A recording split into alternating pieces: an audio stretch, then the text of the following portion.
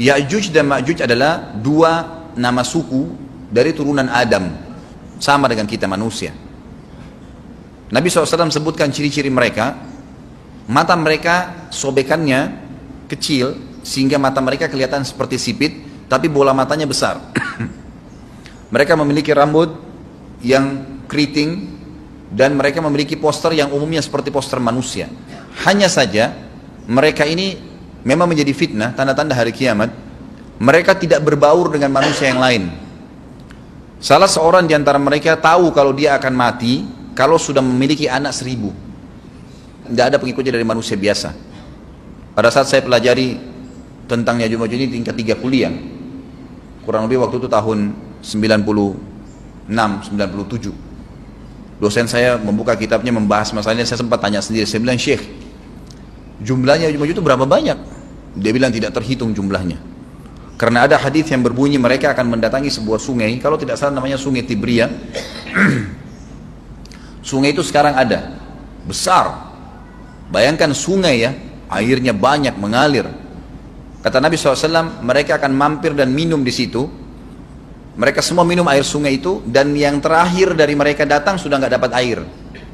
Artinya air sungainya habis diminum. Bayangin berapa banyak jumlahnya tuh. Satu Jakarta aja sekarang kalau minum air sungai Ciliwung nggak habis. Mungkin nggak bakal habis kalau satu Indonesia pun minum. Bayangkan berapa banyak jumlah mereka tuh. Tidak terhitung. Nanti kan kita bacakan ayat-ayatnya tentunya. Banyak sekali ayat berhubungan dengan masalah itu.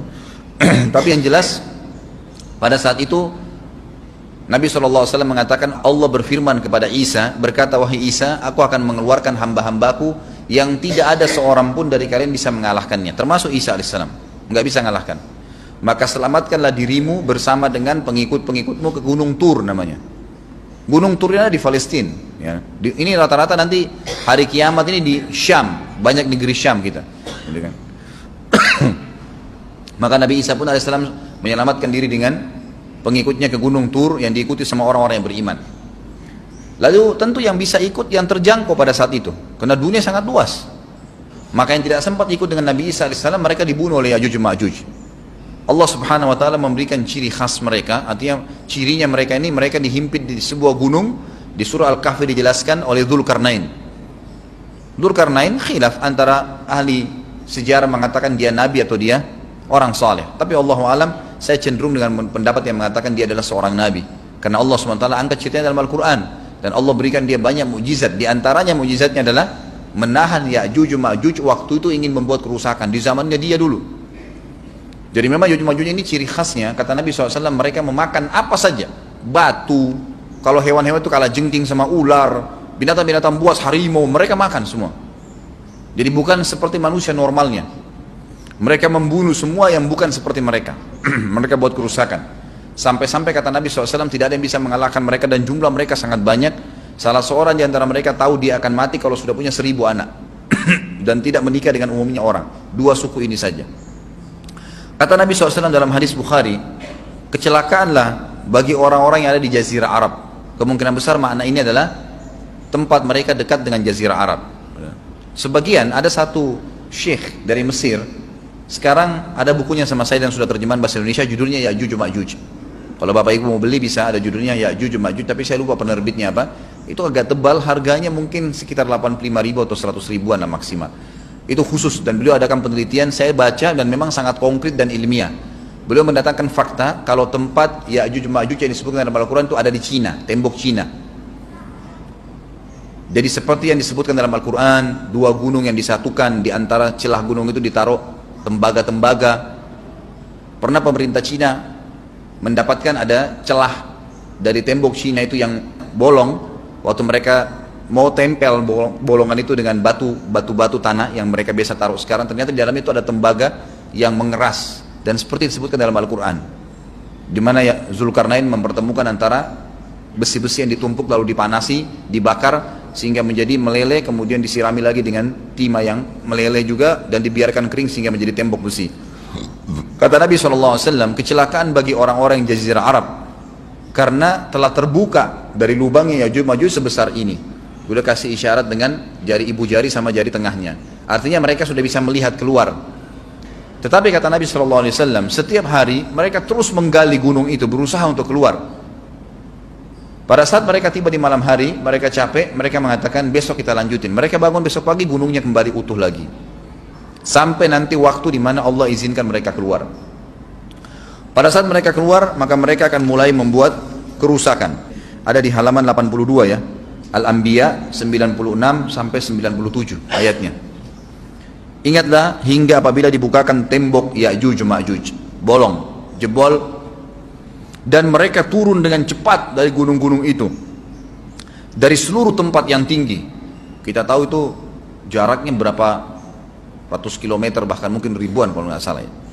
Semuanya itu akan dipenuhi Ya'juj Ma'juj, dan telah dekatlah, kalau sudah terjadi itu, kedatangan janji yang benar, maksudnya hari kebangkitan. Maka tiba-tiba terbelalaklah mata orang-orang kafir. Mereka berkata, aduhai celaka kami, sesungguhnya kami dalam kelalaian tentang ini, bahkan kami adalah orang-orang yang zalim. Kenapa? Karena Ya'juj Ma'juj tidak lihat apakah kafir atau beriman. Mereka tidak butuh, bukan seperti Dajjal ya. Dajjal butuh jadi pengikutnya, oke aman. Ini enggak, siapa saja ditemuin dibunuh. Dia enggak pandang, enggak mau tanya kamu dari suku mana, kamu agama apa, tidak dipandang. Orang-orang muslim pada saat itu, orang-orang muslim pada saat itu yang ikut dengan Nabi Isa AS berhasil selamat. Walaupun pada saat itu di muka bumi umumnya orang sudah beriman. Yang dimaksud di sini orang-orang kafir adalah adanya orang-orang yang masuk Islam karena terpaksa, karena mereka tidak terlalu faham pada saat itu, lalu mereka menganggap remeh informasi dari Nabi Isa AS. Maka mereka terbelalak matanya karena dibunuh oleh Ya'juj Ma'juj. Kata Nabi SAW di dalam hadis sahih riwayat Imam Bukhari, bahwasanya Ya'juj Ma'juj akan membunuh siapapun yang mereka temui. Bahkan pada saat mereka sudah merasa menguasai bumi, mereka melepaskan anak-anak panah mereka ke langit. Lalu Allah menurunkan anak-anak panah mereka sebagai fitnah, dipenuhi dengan darah. Maka mereka berkata, kami telah membunuh semua yang ada di bumi dan semua yang ada di langit. Maka sebagai penutup dalam bahasan itu, kata Nabi SAW, Allah lalu mengizinkan Isa untuk berdoa kepada Allah agar memusnahkan mereka. Maka Isa AS pun akhirnya berdoa, meminta kepada Allah Subhanahu Wa Taala agar mereka semua dimusnahkan.